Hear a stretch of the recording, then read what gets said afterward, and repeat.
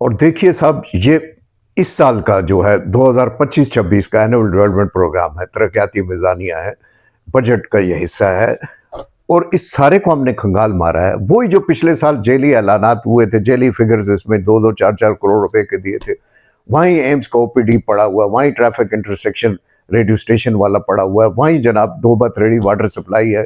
خدا نخواستہ اگر ماکڑی کو ہم 4 سال سے کہہ رہے ہیں کوئی مسئلہ ہو گیا تو پانی کہاں سے آئے گا مظفر آباد کا؟ ابھی آپ پہلے مرحلے کو مکمل نہیں کر سکیں، جس کے تحت میرا کلاں ایئرپورٹ تک پانی آنا ہے ڈوبا تریڑی کا، دوسرا جس کی راجہ فاروق حیدر خان صاحب نے منظوری دی تھی ہماری تحریک پہ، اس کے فیز 2 جس کے تحت مظفر آباد شہر میں دومیل تک، میرا تونلیاں دومیل تک پانی لانا ہے، سنگڑی میرا سمیت۔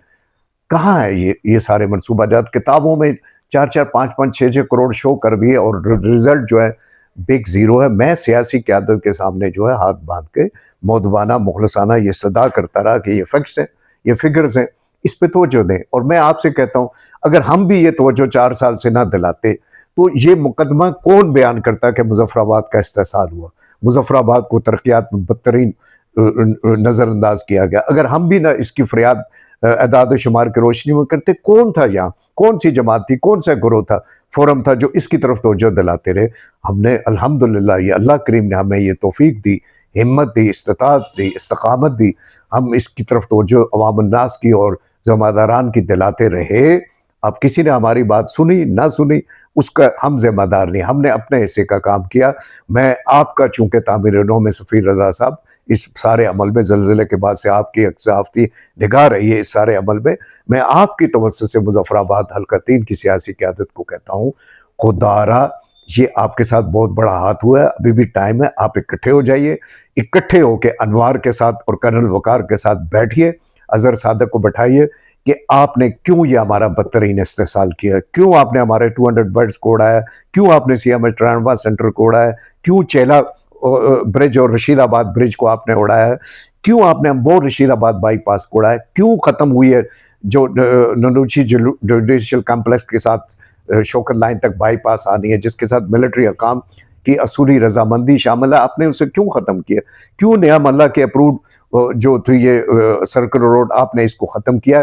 ایسے کئی منصوبے ہیں جو منظور شدہ تھے، لوہار گلی سمیت اس کی پروٹیکشن سمیت، آپ نے ان کو ختم کر دیا۔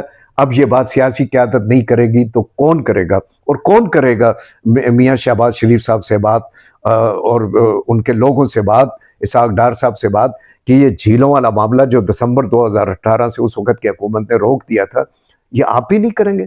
یہ جو اس وقت کی حکومت نے 2018 میں اڑا دی تھی ہماری امپورٹنٹ سڑک پنچ اور مظفر آباد ڈویژن کے لیے، جھیکا گلی اور کوالہ کوائے چنجانا، جس پہ ساری ورکنگ ہوئی ہے ابتدائی، کون شامل کرے گا؟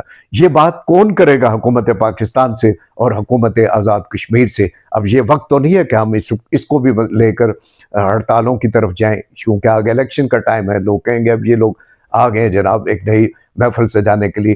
ویسے بھی مناسب نہیں ہے آزاد کشمیر کے اندر بہت زیادہ احتجاجی ماحول بنانا، اس ملعون کی، مکروہ کی، جسے مودی کہتے ہیں، کشمیریوں کے قاتل کی نگاہ ہے خدا نخواستہ آزاد کشمیر کی طرف۔ تو آزاد کشمیر کے ذمہ دار لوگوں کو چاہیے ویسا ماحول پیدا کریں، ان ذمہ داروں کے ساتھ بیٹھ کر یہ جو کیپٹل سٹی ہے 5 لاکھ لوگوں کا، اس کی جو کیپٹل ڈیولپمنٹ پیکج ہے اس کو بحال کرائیں، اس کے اہم منصوبہ جات کو بحال کرائیں۔ سارے منصوبے ایک سال میں تو نہیں لگنے اور مکمل ہونے، یہ تو چل رہے ہیں 3-4 سال کا عمل ہے، 4 سال ہم پہلے سے ضائع کر چکے ہیں۔ اور اگر یہ سیاسی قیادت اس پہ توجہ نہیں دیتی تو یہ وقت آئے گا ہماری یہ گفتگو ہم رہے نہ رہے، یہ نئی نسل اس وقت کی ضرور سنے گی۔